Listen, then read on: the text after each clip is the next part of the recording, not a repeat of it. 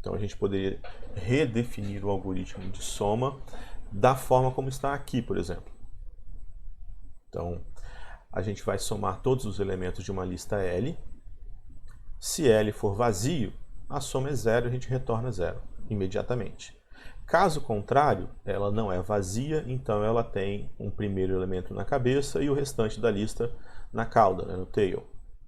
Então a gente busca esses elementos, né, H é a cabeça, T é a cauda, e retorna a soma de H com uma chamada recursiva para a função de soma que recebe a cauda da lista.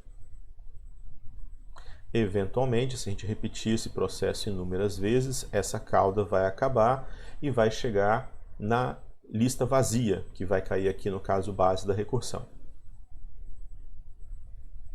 Então, como a lista é finita, a gente pode garantir que essa recursão sempre termina, porque a lista em cada etapa da recursão é diminuída de um elemento, e quando ela for vazia, não existe chamada recursiva. Então, esse é um algoritmo recursivo. Como a gente calcula o custo de um algoritmo recursivo? Né? Só voltando aqui, quando nós estamos chamando funções que nós mesmos definimos anteriormente, no cálculo de custo, a gente informa a função de custo dessas funções que nós definimos anteriormente. Mas aqui nós estamos querendo a função de custo de uma função que nós estamos ainda definindo. Não tem problema. Da mesma forma que a gente pode fazer recursão em programação, a gente pode fazer recursão em matemática também. A gente pode definir uma função em matemática a partir dela mesma. Ok? Então, nós vamos chamar a função de custo dessa função somar de t de n. Né? N é o tamanho da lista de entrada, e aí vamos usar aqui as definições padrão para a lista simplesmente encadeada. O tamanho, a lista new é a lista vazia, então o tamanho dela é 0. O tamanho de tail de L é 1 menos o tamanho de L. Né? E na linha 7 nós vamos usar a função t para expressar o custo de somar para o tail, né, para a cauda da lista. Então esse custo vai ser somado ao restante do custo da linha. Então nós vamos ter aqui a linha 2 tem custo C1, a linha 3 tem custo C2, a linha 5 tem custo C3, a linha 6 custo C4, a linha 7 tem custo C5 mais T de n menos 1. Ou seja, eu preciso fazer uma chamada recursiva de somar aqui, que é esse t de n menos 1. E além disso, eu tenho outras operações para realizar nessa linha também.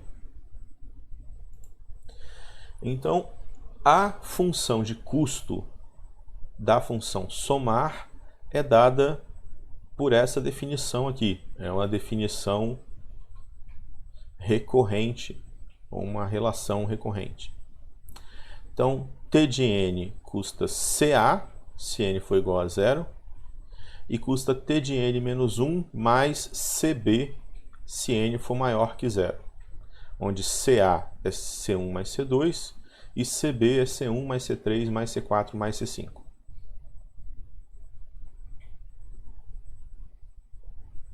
Okay, então,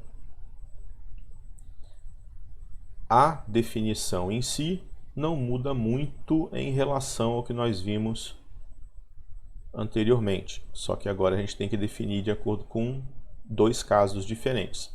Se o tamanho da lista for 0, a gente tem uma definição. Se ele for maior do que 0, a gente tem outra definição. E essa outra definição envolve a própria função de custo. Mas é extremamente importante que, ao envolver a função de custo na definição dela mesma, ela apareça com um valor de n menor, porque esse valor de n tem que ir diminuindo até chegar no caso base.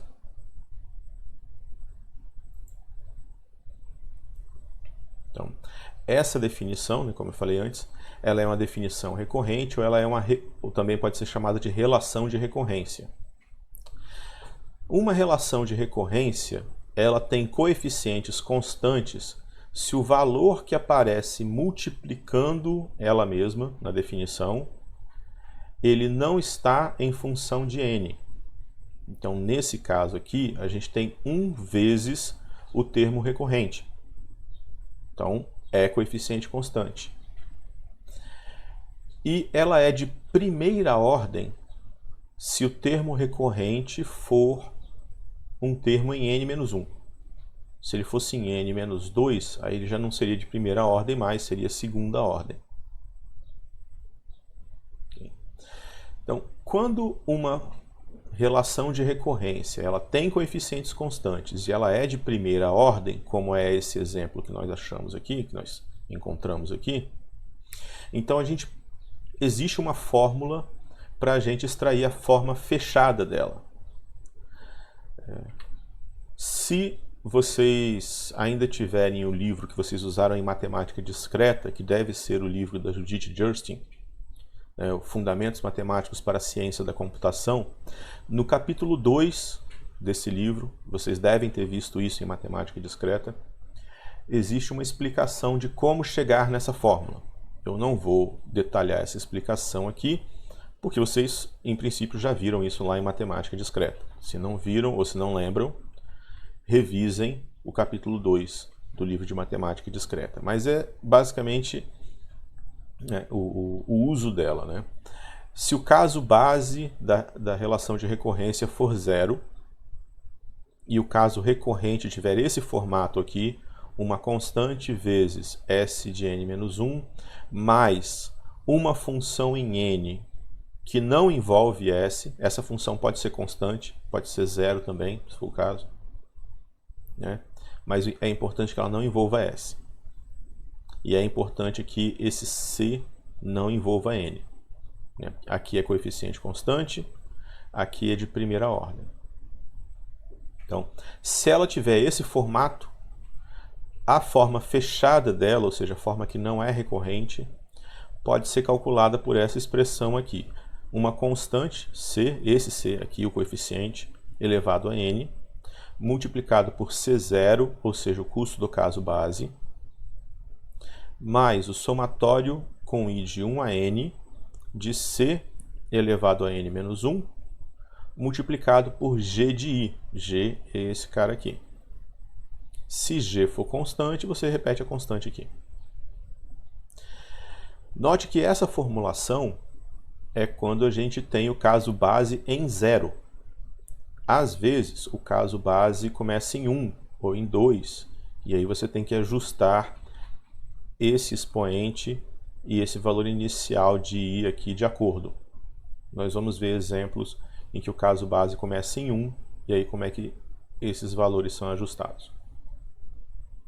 Então, tendo essa fórmula,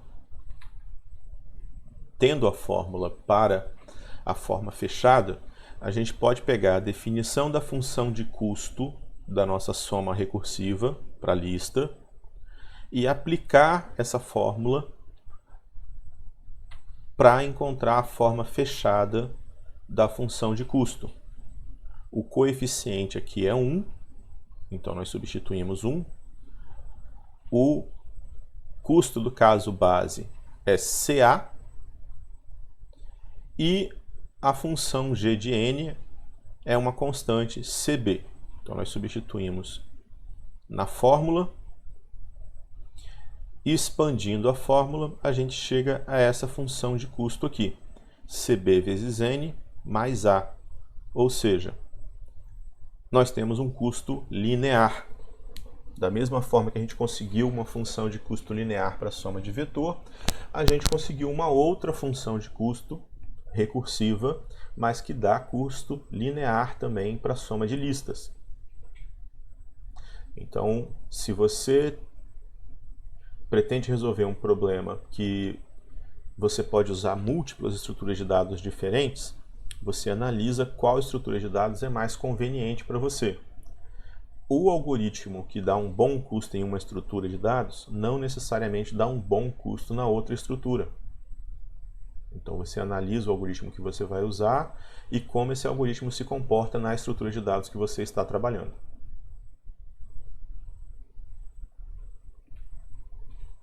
Então,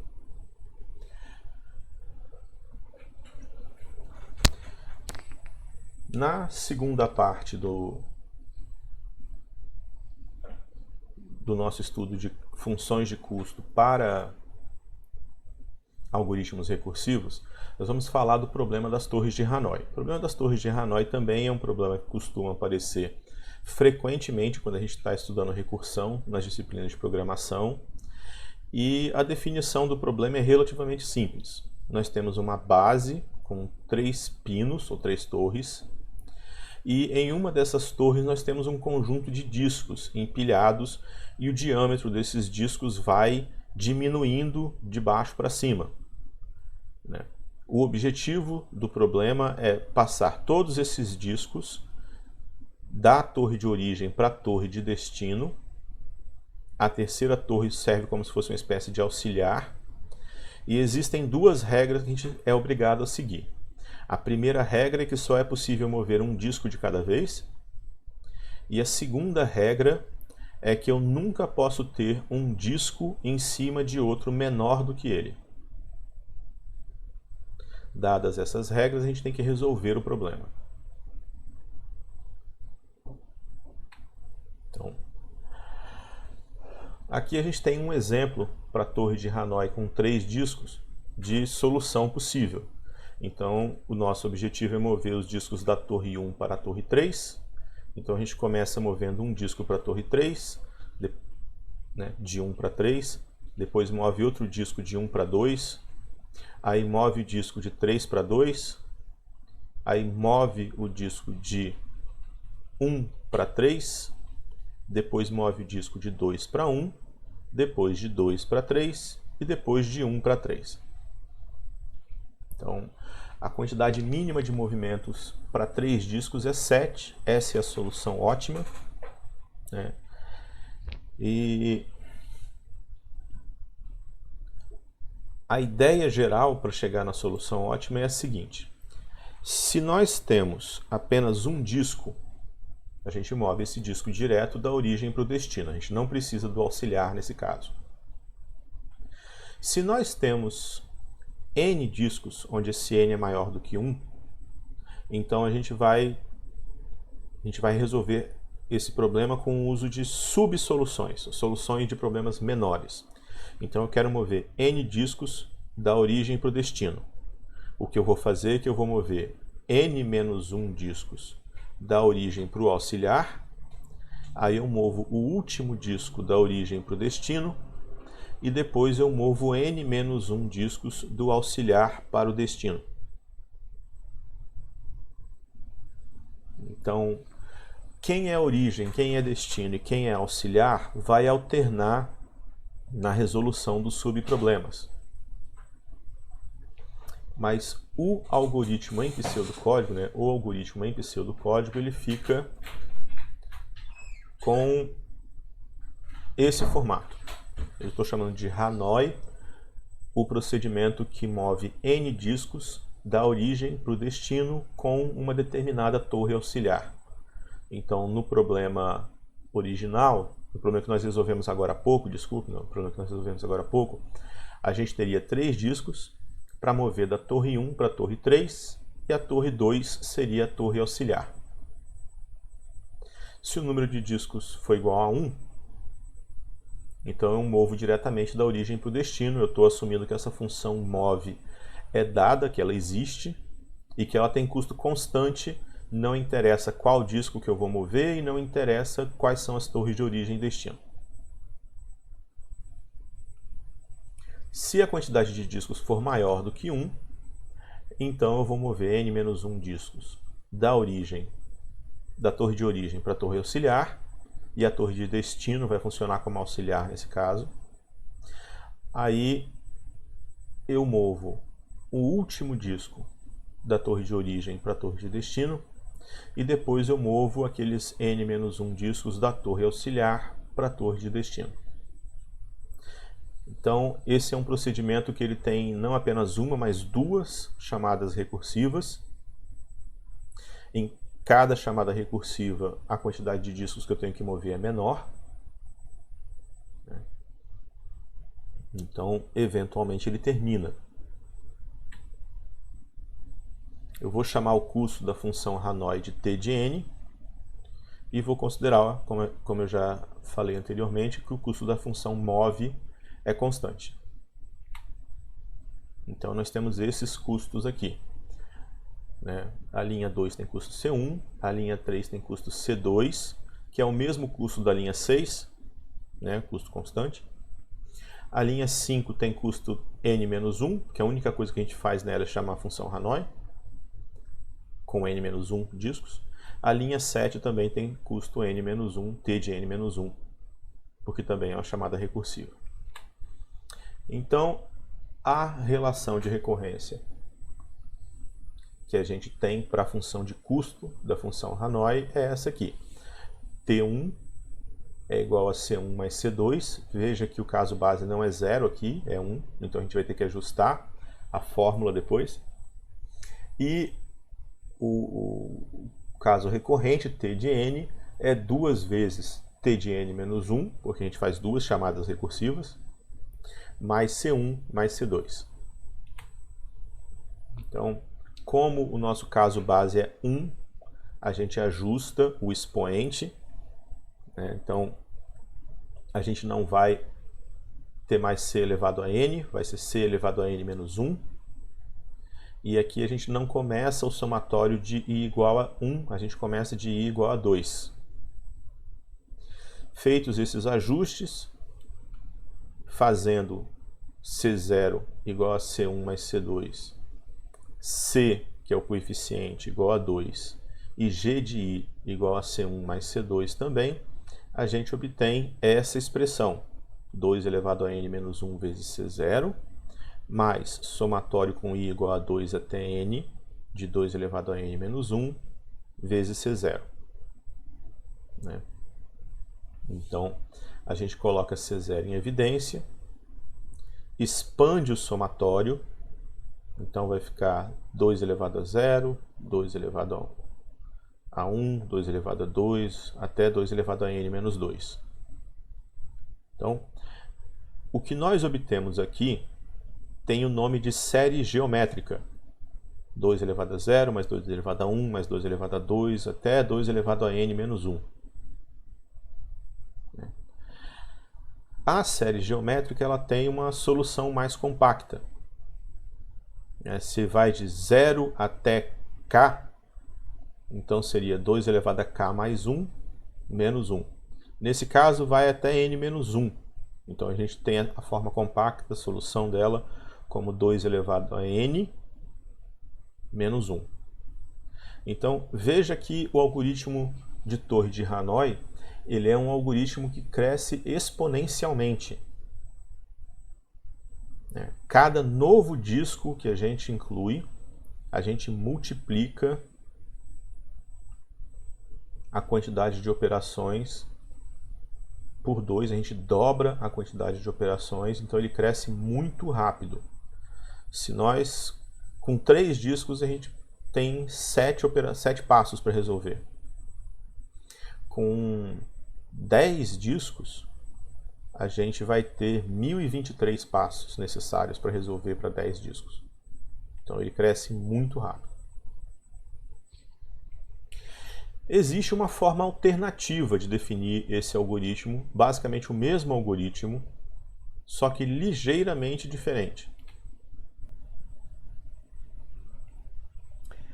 Esse algoritmo ele é essencialmente o mesmo que nós implementamos na versão anterior, só que ele não trata explicitamente o caso base. O caso base é quando n é igual a 1, e aí nós movemos o disco diretamente da origem para o destino, sem precisar de um auxiliar e nem de outro processamento qualquer.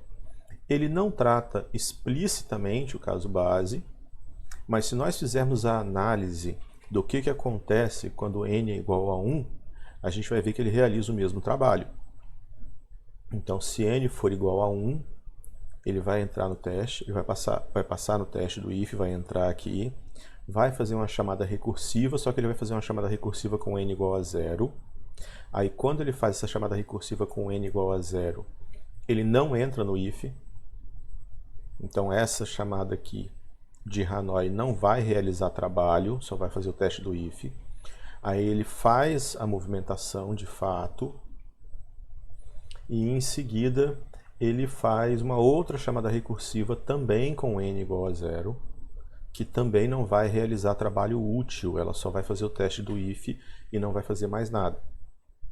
Então, para n igual a 1, o único trabalho útil executado aqui é o procedimento move de origem para destino. Então ele faz o mesmo trabalho que a versão anterior, mesmo no caso base. Só que ele vai realizar algumas operações que não vão resultar em trabalho útil, mas vai realizar algumas operações quando n é igual a 0. Quando n for maior do que 1, então nós vamos ter a chamada recursiva, como a gente tinha antes, vai ter a função procedimento move e vai ter outra chamada recursiva. Então, vamos ver se a função de complexidade muda por causa de ter reescrito o código, né?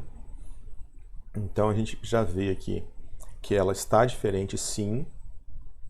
O nosso caso base agora é 0. Então, quando n é igual a 0, ele tem esse custo do if, ele não faz mais nada, porém ele faz o if. E quando n for maior do que 0, então ele tem 2 vezes t de n menos 1, mais c1 mais c2, que é o custo do if, e o custo da função move.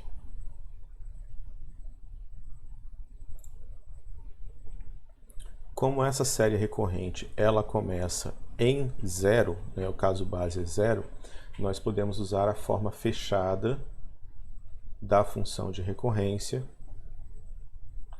sem ter que fazer nenhum ajuste. O expoente continua sendo n e i continua começando em 1. Na versão anterior nós precisamos ajustar porque o caso base era 1. Aqui não precisa, o caso base é 0. Então, com as definições de acordo com a função de recorrência de t de n, a gente pode aplicar a fórmula. E aí o que nós vamos ter? Nós vamos ter que t de n é igual a 2 elevado a n, que 2 é o coeficiente, vezes c1, que é o custo do caso base, mais o somatório com i de 1 até n, de 2 elevado a n menos 1, c1 mais c2, que é a função g. Esse C1 mais C2 nós podemos dividir em dois somatórios. Né? Soma a gente pode dividir em somatórios. E o que nós vamos ter aqui é que cada um desses dois somatórios vai gerar uma série geométrica, da mesma forma que aconteceu antes. Só que nesse caso, a série geométrica de C1 ela termina em 2 elevado a n menos 1. E aí nós temos esse termo 2 elevado a n, que ele vai ser incorporado à série geométrica aqui.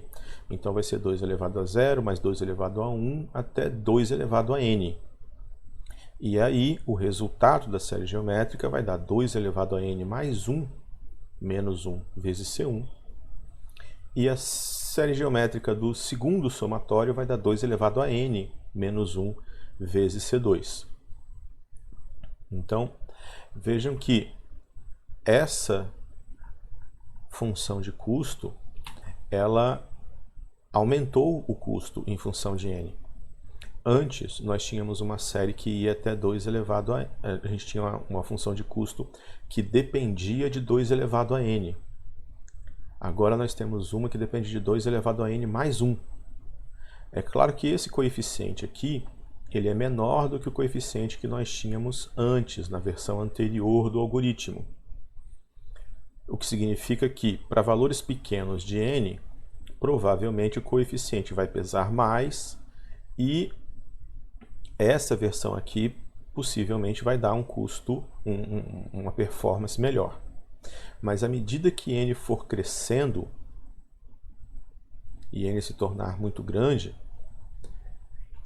essa versão aqui ela vai crescer muito mais rápido que a anterior, porque ela depende de um expoente maior, e ela vai superar em custo a versão anterior.